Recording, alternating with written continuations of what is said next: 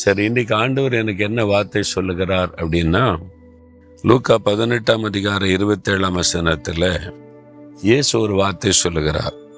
மனுஷரால் கூடாதவைகள் தேவனால் கூடும். இதெல்லாம் ரொம்ப கடினமா இருக்கிற ஆண்டவரே அப்படின்னா யார் ரட்சிக்கப்படக்கூடும்னு ஒரு கேள்வி எழுப்புறாங்க. சில சமயம் நம்ம உள்ளத்துல கேள்வி வரும்ல, இப்படிலாம் இருக்குதே, இதெல்லாம் நடக்குமா, இதெல்லாம் நடக்கிற விஷயமா, இதெல்லாம் என்ன ஆகும், அதெல்லாம் முடிகிற விஷயமா அப்படின்னு நம்முடைய மனுஷீக மூளையிலையும் மனுஷீக பலனிலையும் எதெல்லாம் செய்ய முடியுமோ அதை தாண்டி போயிட்டேன்னா அவ்வளவுதான் நினைப்போம். அப்பதான் இயேசு என்ன சொல்றார், மனிதனால் இது கூடாதது தான். மனிதனால முடியாது, தேவனால் கூடும். அப்ப மனிதனால் முடியாதுன்னு நினைக்கிற காரியத்தையும் தேவன் செய்யக்கூடியவர். இதான் நம்ம விசுவாசிக்க வேண்டிய ஒரு காரியம். சில சொல்லுவாங்க, டாக்டர்ஸ் இப்படி சொல்லிட்டாங்க, அப்படி சொல்லிட்டாங்க, இன்னும் ஒன்றும் செய்ய முடியாதுன்னு சொல்லிட்டாங்க, பதறுவாங்க. நான் சொல்ல, டாக்டர்ஸ் தானே சொன்னாங்க, அவங்களுடைய கெப்பாசிட்டி படி அவங்களுடைய மருத்துவத்தின்படி இவ்வளவுதான் முடியும்னு சொல்லுவாங்க. இதையும் தாண்டி சூப்பர் நேச்சுரலா இயற்கைக்கு மேற்பட்ட விதத்துல செயல்படுகிற ஒரு ஆண்டவர் இருக்கிறார். அவரால் முடியும். பிறகு எதுக்கு நீங்க பயப்படுறீங்க? இன்னைக்கு ஏன் பயப்படுறீங்க? நீங்க கூட இன்னைக்கு அப்படி பயந்து கொண்டே இருக்கிறீங்க, எல்லாம் பார்த்துட்டாங்க, ஒன்றும் நடக்கலைங்க அப்படின்னு சொல்லி.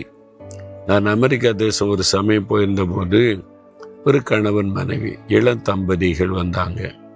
ரொம்ப சோகத்தோடு துக்கத்தோடு வந்தாங்க. அவங்களோட நான் பேசினேன். அவங்க சொன்னாங்க, எங்களுக்கு இத்தனை வருஷம் ஆகிட்டு திருமணமாகி குழந்தை இல்லை அப்படின்னு சொன்னாங்க. அதுக்கு தான் ரொம்ப சோகம் துக்கமாக இருந்தாங்க. நான் சொன்னேன், அமெரிக்காவில் தான் அதில் நிறைய கண்டுபிடிப்பு, நிறைய அதுக்கான ஸ்பெஷல் டாக்டர்ஸ் ஆஸ்பத்திரிலாம் இருக்குது. இங்கே தானே அதுக்கு எல்லாத்துலேயும் டாப்பான ஒரு மருத்துவ சிகிச்சைலாம் இருக்குது, பார்த்தீங்களான்னு கேட்டேன்.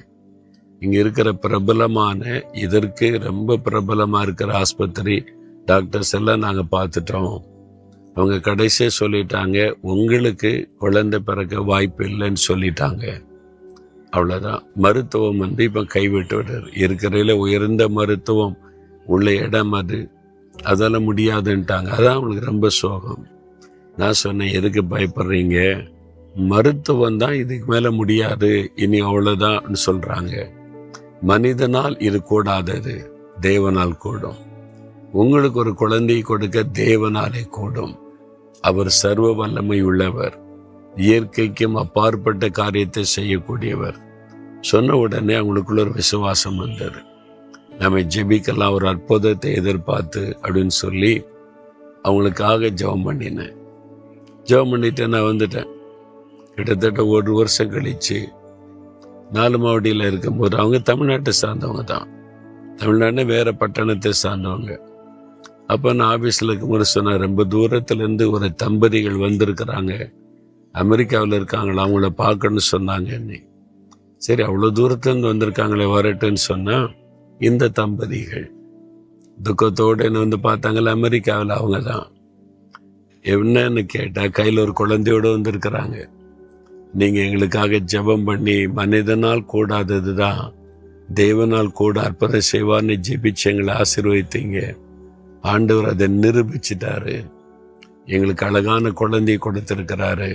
அதுக்கு ஒரு நன்றி சொல்லவும் உங்கள் கையில் இந்த குழந்தை கொடுத்த ஆசீர்வாதம் வாங்க வந்திருக்கிறோன்னு சொன்னாங்க. அப்போ நான் முதல்ல சந்திக்கும் போது, இனி முடியாது, அவ்வளவுதான், மருத்துவம் கைவிட்டு விட்டது.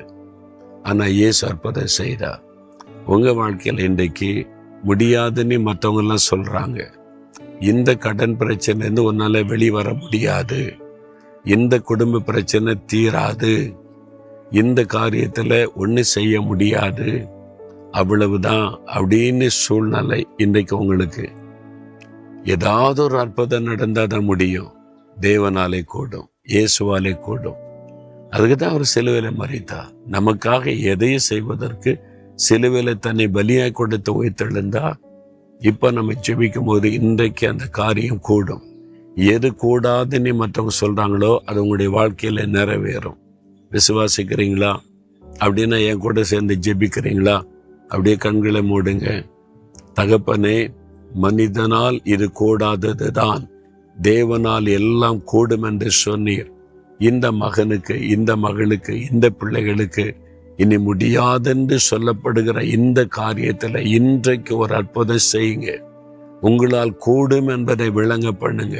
நீங்கள் அற்புதங்களின் தேவன் என்பதை நிரூபிங்க. இயேசு கிறிஸ்துவின் நாமத்தில் ஒரு அற்புதம் நடக்கட்டும். இயேசுவின் நாமத்தில் பெற்றுக்கொண்டோம் என்று விசுவாசிக்கிறோம். அற்புதத்தை நாங்கள் எதிர்பார்க்கிறோம். இயேசுவின் நாமத்தில் ஆமேன், ஆமேன்.